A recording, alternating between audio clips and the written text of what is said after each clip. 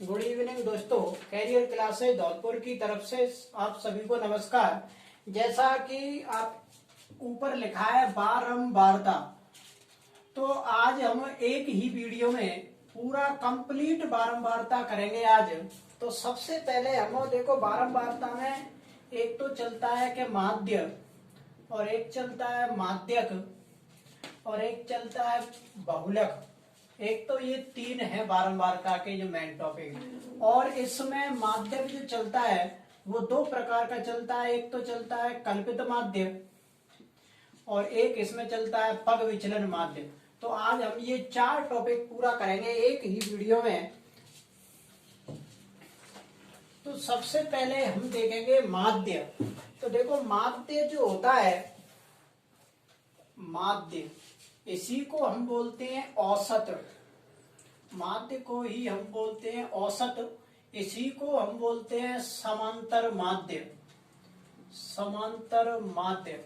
और इसी को हम अगर इंग्लिश में बात करें तो इसी को हम बोलते हैं एवरेज। EVER इसी को हम बोलते हैं एवरेज। और इसी का एक चिन्ह होता है एक्स पे बार।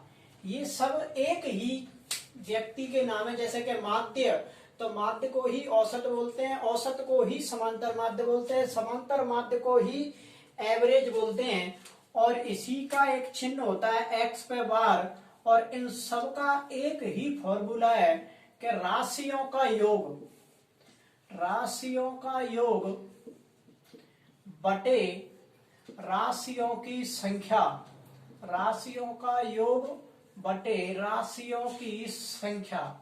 अगर आपसे कोई ये पूछे कि औसत किसे कहते हैं, तो औसत क्या होता है कि राशियों का योग और राशियों की जो अनुपात होता है, इस अनुपात को ही हम क्या बोलते हैं, माध्य।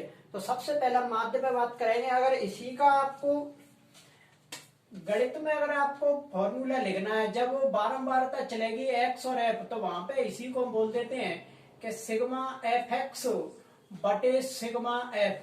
इसका भी मतलब यही है कि ये राशियों का योग और ये क्या है कि राशियों की संख्या। तो सबसे पहला एक अपन छोटा सा क्वेश्चन लिखते हैं कि 8 क्रमागत विषम संख्याओं का, क्वेश्चन नंबर 1 कि 8 क्रमागत विषम संख्याओं का औसत, 8 क्रमागत विषम संख्याओं का औसत 16 है। तो वे संख्याएं ज्ञात कीजिए। तो वे संख्याएं ज्ञात कीजिए, संख्याएं ज्ञात कीजिए। तो वे संख्याएं ज्ञात कीजिए। तो देखो सबसे पहले इस क्वेश्चन का मैं एक आपको सीधा शॉर्ट बताता हूं 1 मिनट के अंदर इस सब के आंसर।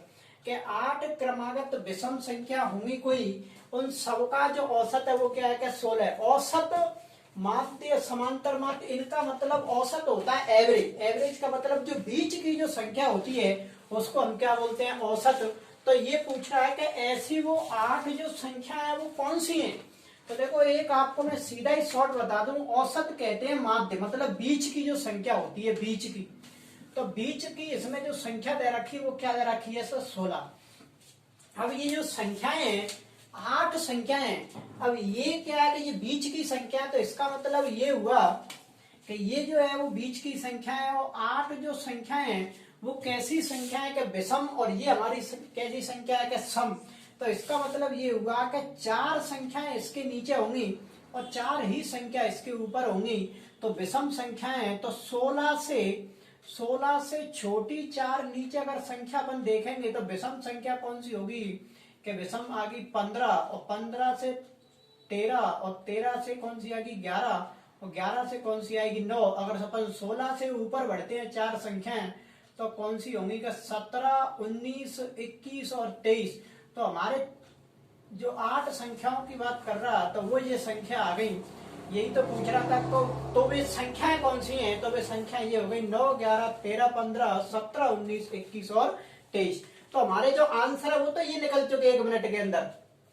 अब आपको अगर ये डिटेल में चाहिए तो देखो डिटेल में क्या करते हैं। अगर 8 क्रमागत विषम संख्या बोल रहा है तो अब हम मानेंगे, अभी हमें पता नहीं है कि माना प्रथम संख्या, माना प्रथम संख्या, तो प्रथम संख्या जो मानेंगे वो क्या मानेंगे हम, x।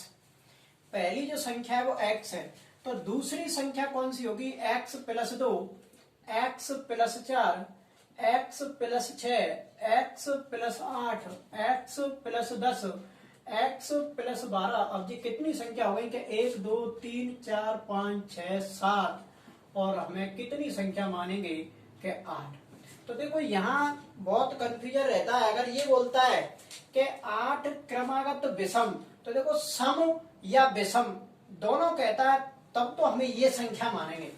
अगर ये सम या विषम कहता है, देखो सम बोले या विषम बोले, सम कहे या विषम कहे, तो हम संख्या ऐसे मानेंगे कि सबसे पहली संख्या मानेंगे x, फिर x plus 2, x plus 4, x plus 6, तो आगे की तरफ अपन ऐसे बढ़ेंगे। अगर ये कहता कि 8 क्रमागत प्राकृतिक संख्याएं, 8 क्रमागत प्राकृत संख्याएं, प्राकृत संख्याएं, तो पर हम पहली संख्या कौन सी मानेंगे, देखो सम या विषम कहेंगे तो हम ऐसे मानेंगे, जैसे 4 बोलता है तो 4 मान लेंगे, 6 बोल लेंगे तो 6 मान तक 6 तक ले लेंगे।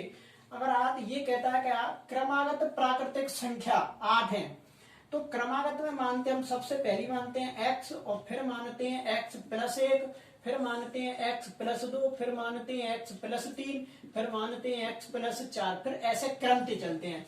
और सम या विषम कहता है तो फिर हम ऐसे मानेंगे कि पहली x और x plus 2, x plus 4, x plus 6, जितनी गए उतनी आगे की तरफ बढ़ते जाएंगे। तो अब हमने ये मानी है कि जो 8 जो संख्या है वो हमने ये मान ली। अब क्या कह रहा है कि 8 क्रमागत विषम संख्याओं का जो औसत है वो कितना है कि 16, और औसत का हम फॉर्मूला ऊपर पहले ही पढ़ चुके हैं कि औसत का जो सूत्र है, औसत का जो फॉर्मूला वो क्या है कि राशियों का योग, राशियों का योग, और बटे में क्या चलता है कि राशियों की संख्या, राशियों का योग बटे राशियों की संख्या।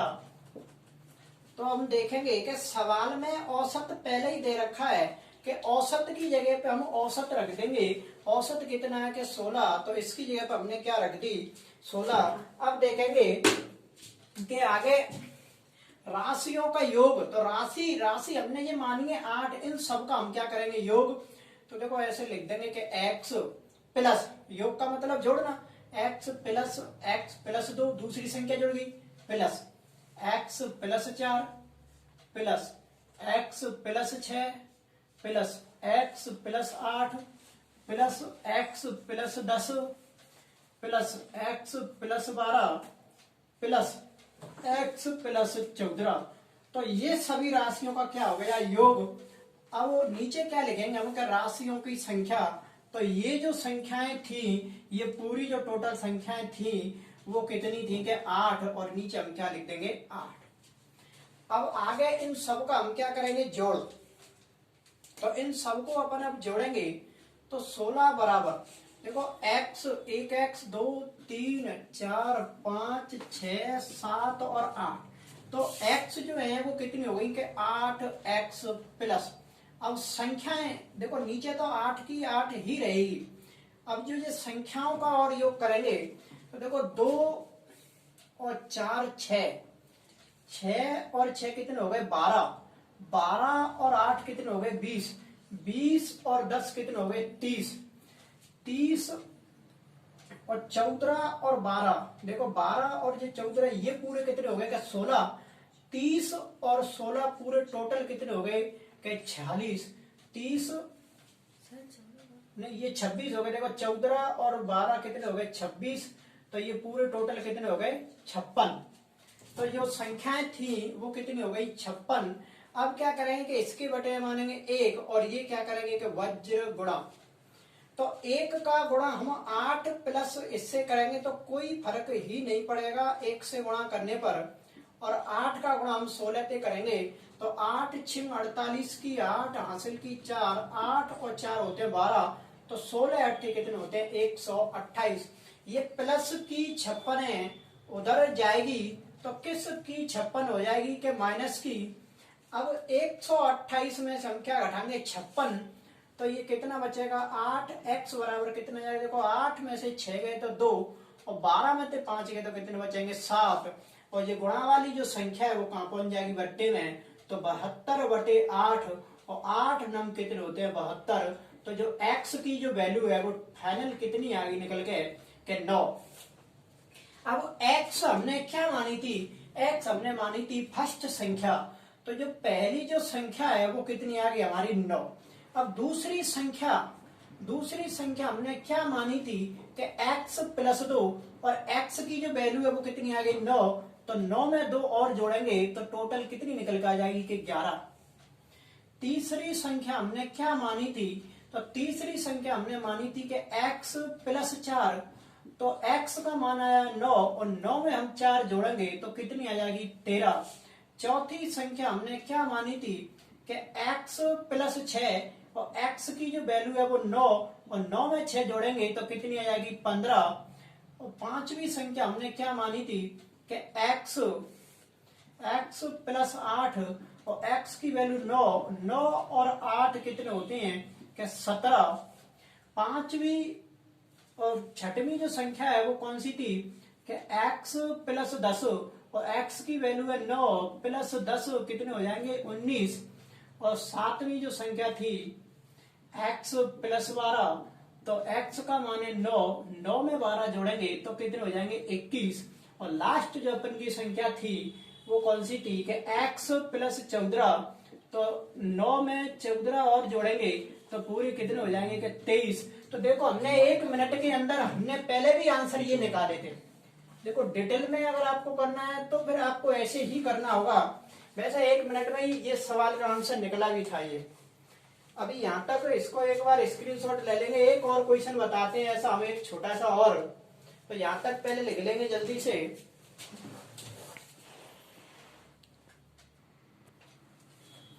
तो देखो आगे देखते हैं अब।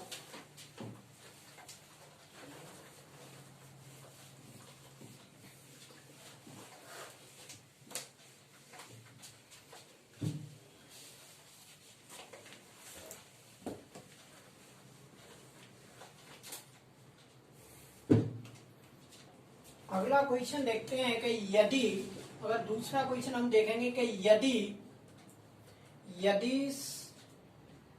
2, 4, 8, 5 x 3, 2 और कॉमा में 1 का माध्य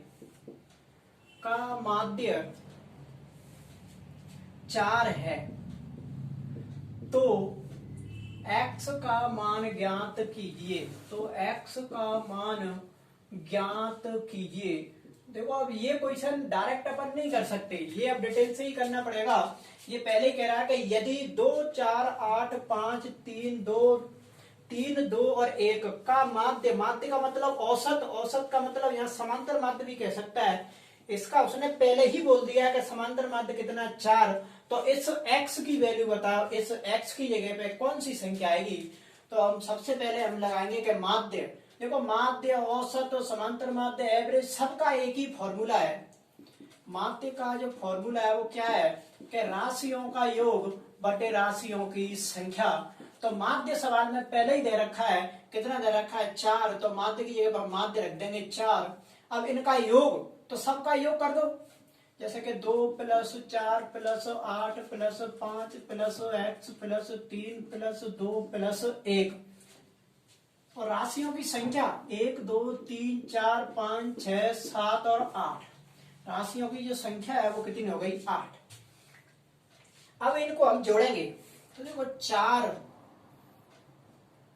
2 और 4 6, 6 और 8 14, 5 19 और 3 22 और 2 24 और 1 कितने हो गए 25।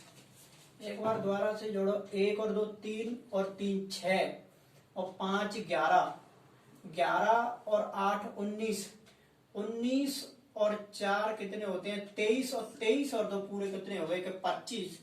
तो 25 + x और बटे में कितनी दे रखी है 8। इसके बटे हम क्या लिखेंगे 1 और क्या कर देंगे बज्र गुणा। 1 का गुणा हम 25 + x से करेंगे तो 25 + x, और 8 का गुणा 4 से करेंगे तो 8 चौका कितने होते हैं कि 32। ये प्लस के 25 हैं, उधर जाएंगे तो किसके 25 हो जाएंगे कि माइनस के, और 32 में से 25 गए तो x की जो वैल्यू आ गई वो कितनी आ गई 7। अगर हम यहाँ पे 7 रख के अगर इसका माध्य निकालेंगे तो कितना निकल कर आ जाएगा 4। तो ये क्वेश्चन होता है कंप्लीट। अगर अगला क्वेश्चन देखेंगे, कोई क्वेश्चन है जैसे कि 5 संख्याओं का औसत 18 है, ऐसे कह दे कि 5, अगला क्वेश्चन है ये 5 संख्याएं हैं, कोई 5 संख्याओं का औसत 18 है, 5 संख्याओं का औसत 18 है। फिर कह देता है यदि एक संख्या हटा दी जाए, यदि एक संख्या हटा दी जाए, एक संख्या हटा दी जाए तो औसत 16 रह जाता है, तो औसत 16 रह जाता है, तो औसत 16 रह जाता है।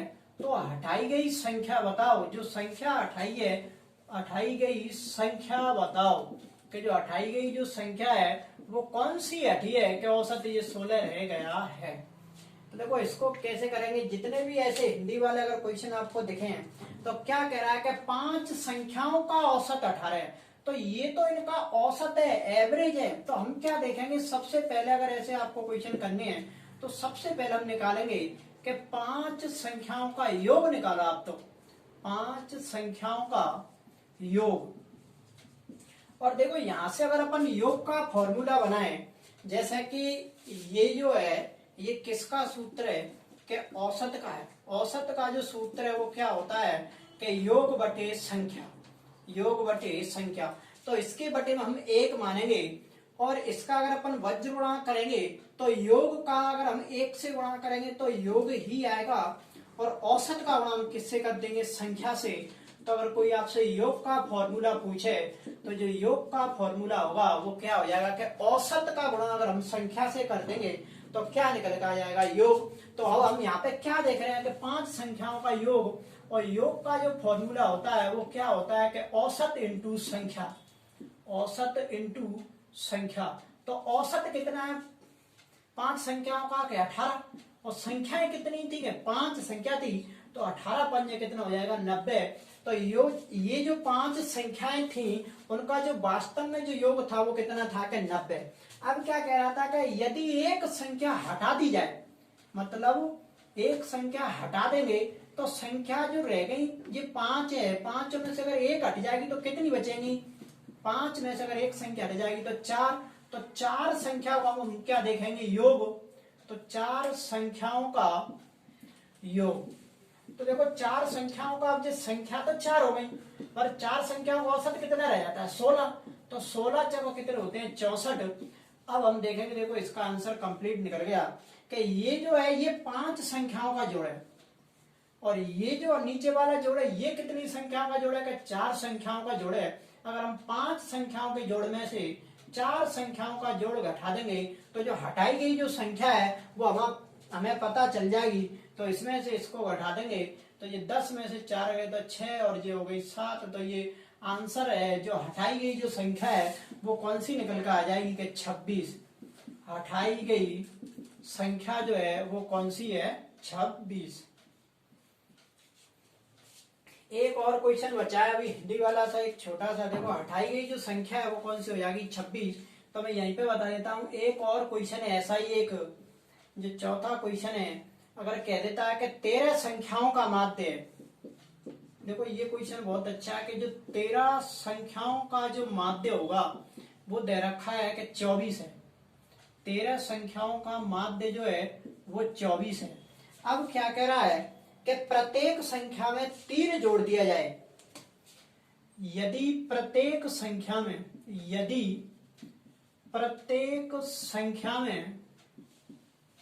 3 जोड़ दिया जाए, 3 जोड़ दिया जाए, अगर प्रत्येक संख्या में 3 जोड़ दिया जाए तो नए माध्य में क्या परिवर्तन होगा, क्या परिवर्तन होगा तो नए माध्य में क्या परिवर्तन होगा? जल्दी से बताएंगे मुझे। ये देखो सवाल बहुत अच्छा क्वेश्चन है ये, कि 13 संख्याओं का माध्य 24 है। माध्य का मतलब औसत। यदि प्रत्येक संख्या में 3 जोड़ दिया जाए तो नए माध्य में क्या परिवर्तन होगा? भाई ये पूछ रहा है कि इसमें क्या परिवर्तन होगा। तो देखो हमने पहले भी बोलती कि ऐसे जितने भी हिंदी वाले क्वेश्चन है तो सबसे पहले हम इसमें देख लेंगे कि योग कितना है। तो हम यहाँ पे निकालेंगे कि 13 संख्याओं का योग, इसका सॉल्यूशन देखेंगे तो हम सीधा क्या देखेंगे कि 13 संख्याओं का योग। तो देखो 13 संख्याओं का योग, और योग का फॉर्मूला हमने ऊपर लिखा था कि औसत का गुणा अगर हम संख्या से कर देंगे तो क्या निकल आएगा? योग। तो देखो औसत का मतलब माध्य जो है वो कितना आएगा? 24। और संख्या कितनी है? जो 13।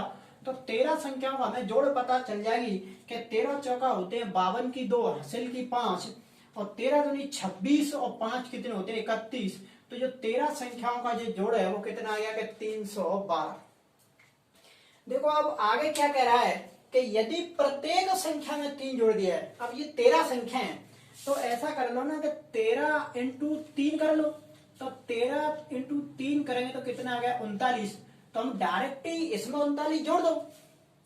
तो अब इसमें हम 39 जोड़ेंगे तो ये पूरा जो टोटल होगा वो कितना आ जाएगा कि 351। तो देखो संख्या तो अभी भी 13 ही है। उसने क्या बोला था कि यदि प्रत्येक संख्या में 3 जोड़ रहा है, ये वहीं जहां भी संख्या है वहां पे 3 जोड़ रहा है, तो संख्याओं की जो संख्या वो अभी भी 13, पर जो योग है वो अब जो योग होगा वो कितना हो गया कि 351। संख्या तो अभी भी 13 ही है। अब 13 का हम भाग देंगे तो 13 दूनी होते हैं 26। अब 35 में से 26 जाएंगे तो क्या बचेंगे? 35 में से 26 जाएंगे 9, उतारी लेंगे 1 की, और 13 सत्ते कितने होते हैं? 91। तो इसका जो अब जो माध्य आएगा वो कितना आ गया कि 27। अगर प्रत्येक संख्या में हम 3 जोड़ेंगे तो जो माध्य में जो परिवर्तन हो रहा है वो कितना आ गया? देखो पहले 24 था, अब कितना हो गया? 27। तो एक डायरेक्ट इसमें ट्रिक्स देखेंगे। देखो ये तो जोड़ने की बात कर रहा है। अगर ऐसा कहता कि भाग दे दिया जाए या गुणा कर दिया जाए या घटा दिया जाए, ये तो जोड़ने की तो बोली थी उसने। तो देखो डायरेक्ट ही अपन कैसे करेंगे इसको कि 13 संख्याओं का माध्य 24 है। यदि प्रत्येक संख्या में 3 जोड़ दिया जाए तो इस माध्य में ही आप डायरेक्ट ही 3 जोड़ दो। तो 24 में 3 जोड़ेंगे तो ये फाइनल क्या निकल कर आ गया? 27। तो अपन डायरेक्ट कर सकते हैं कि जहां भी अगर ये जोड़ने की बात करता है तो इसमें जोड़ दो। अगर ये ऐसा कहता कि 13 संख्याओं का माध्य 24 है, प्रत्येक संख्या में 2 का गुणा कर दिया जाए तो इसमें ही हम 2 का गुणा कर देंगे। तो 24 में 2 का गुणा कर देंगे तो सीधा अपना आंसर जो वो कितना हो जाएगा? 48। अगर ये कहता है कि प्रत्येक संख्या में 2 का भाग दे दिया जाए तो इसी में हमें जो भी यहाँ पर जिस क्रिया की बात कर रहा है वह क्रिया इसी में करनी हमें, तो सीधा अपन का आंसर निकल के आ जाएगा। और डिटेल से करेंगे तो फिर आपको ऐसा करना पड़ेगा। एक बार यहाँ तक पूरे का स्क्रीनशॉट ले लीजिए जल्दी से, और आगे अपन बात करते हैं जब फ्रीक्वेंसी और एक्स दे रखे हो तो हम माध्य कैसे निकालेंगे। ये तो हिंदी वाले सवालों की बात हुई। अब ये भाषाएं बिल्कुल भी नहीं लिखी होगी, डायरेक्ट ही एक्स और एफ दे रखी होगी। तो आगे बात करेंगे। एक बार यहाँ तक लिख लीजिए जल्दी से, एक बार इसका या पूरे का स्क्रीनशॉट ले लीजिए।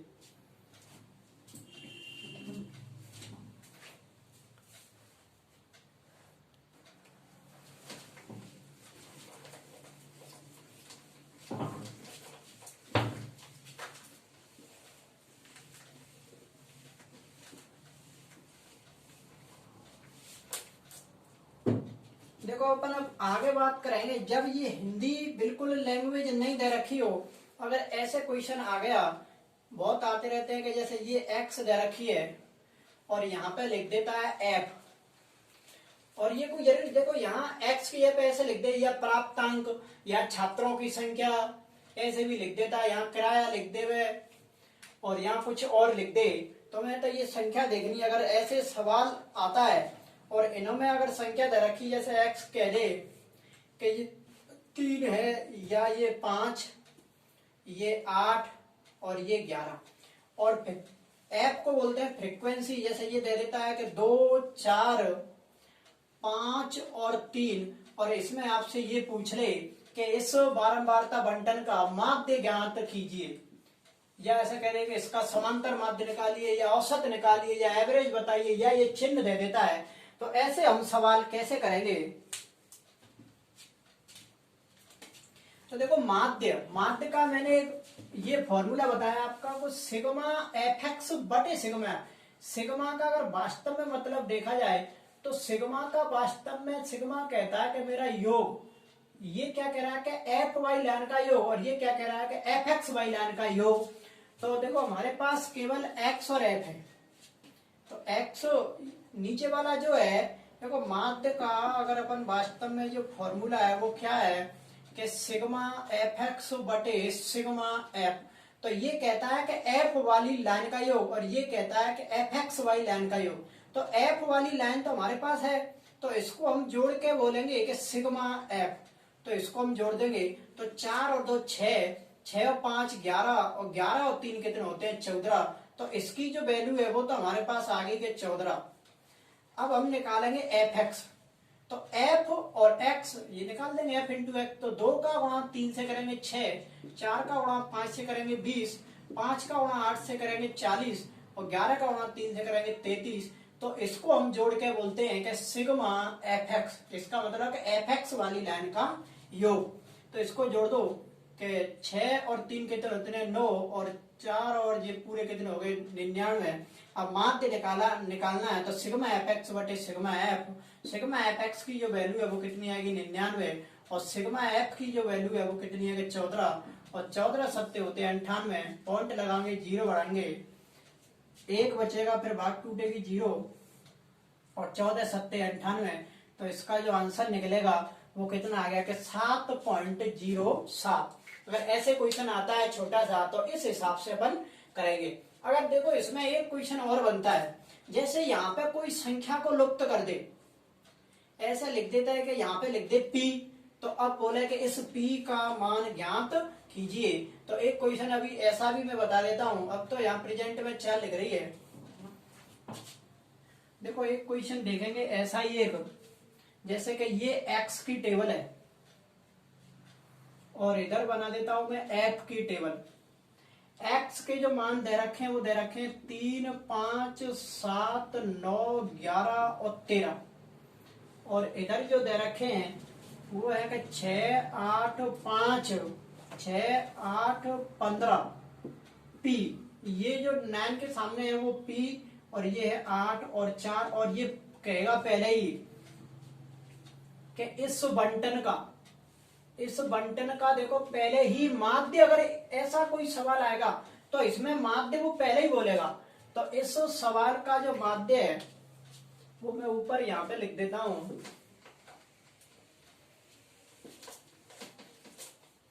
देखो सवाल अगर ये ऐसे लिखे आएगा कि निम्न बारंबारता बंटन का, या निम्न बंटन का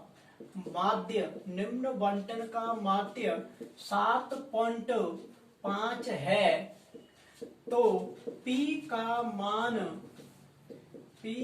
मान ज्ञात कीजिए।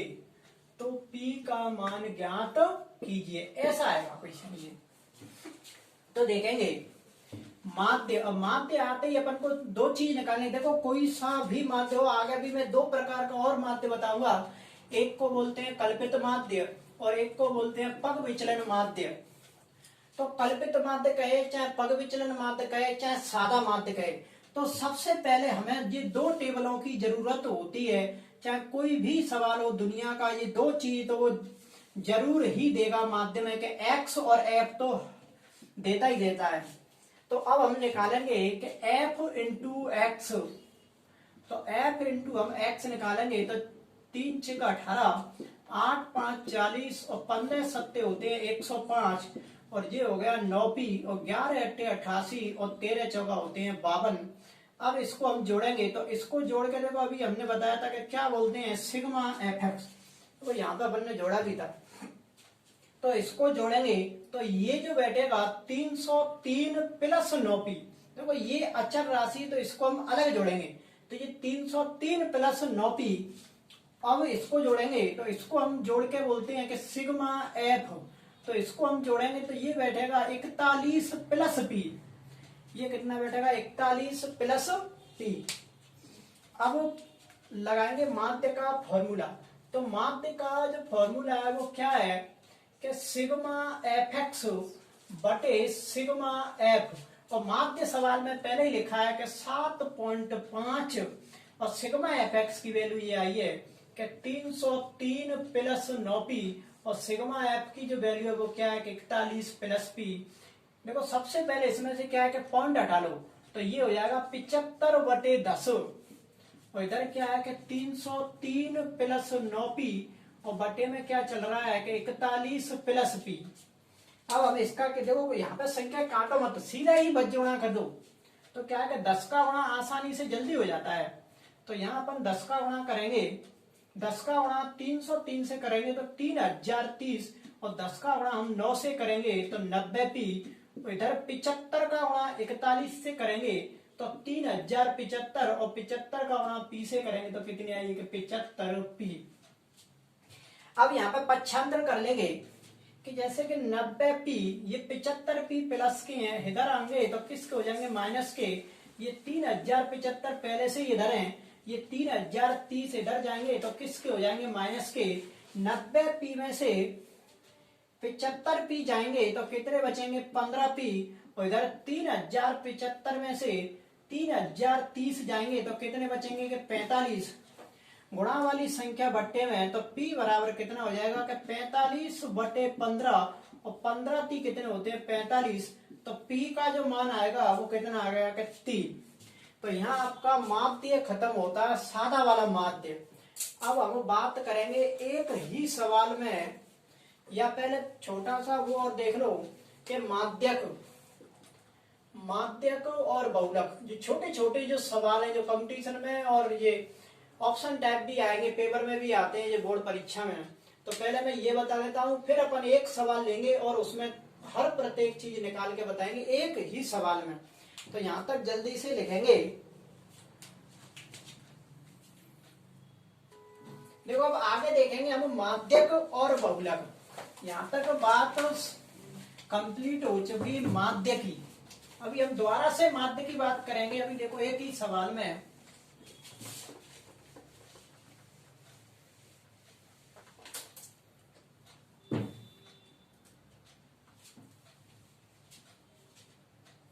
देखो बात इस माध्यक और एक है आपका बहुलक। तो देखो बहुलक तो नाम से ही पता लग रहा है, बहुलक जिसने मारी बहुत बार लक वही उसका क्या होगा कि बहुलक। तो सबसे पहले इसी को समझ लेंगे। जैसे कि कोई संख्या दे देता है कि 2 3 7 9 2 6 2 8 और फिर 2, और ये पूछ लेगा, यहाँ पे लिख देगा कि बंटन का बहुलक क्या है, बंटन का बहुलक है या क्या है, ऐसे पूछ लेगा। तो बहुलक का मतलब है कि जिसने मारी बहुत बार लक का मतलब है कि जो संख्या बहुत बार मतलब जो ज्यादा बार होगी वही उसका क्या होगा बहुलक। तो इसमें देखेंगे कि सबसे ज्यादा बार रिपीट संख्या कौन सी हुई है। तो देखो ये जो संख्या है वो सबसे ज्यादा बार रिपीट हुई है, तो इस बंटन का जो बहुलक होगा वो बहुलक क्या हो गया कि 2। इस बंटन का जो बहुलक है वो कितना हो गया कि 2। अभी हम सूत्र वाला बहुलक पढ़ेंगे। देखो पॉइंटों में भी दे देता है ऐसे कि 2.5 3.1 4 2.5 8 1.4, और फिर पूछ लेगा कि इस बंटन का बहुलक ज्ञात कीजिए। तो सबसे ज्यादा बार रिपीट कौन सी संख्या हुई है, तो इसमें कौन सी हुई है कि 2.5, तो इसका जो बहुलक होगा वो कितना हो गया कि 2.5। अब देखेंगे कि माध्यक। देखो ये बहुत अच्छी, माध्यक किसे कहते हैं माध्यक। तो माध्यक में देखो संख्याएं आती हैं ऐसे कि ये हो गई आपकी 2 8 7 5 3 और दे देता है कि 12, और ये पूछ लेगा कि इसका माध्यक ज्ञात कीजिए, माध्यक ज्ञात कीजिए। तो इसमें माध्यक अपन कैसे निकालेंगे,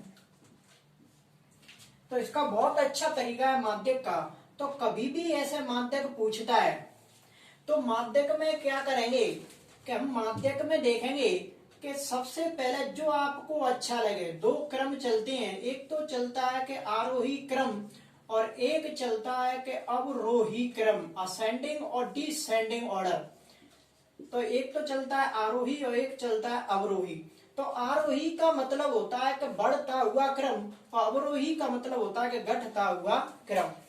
जो आपको अच्छा लगे उस क्रम में इसको लगाना है।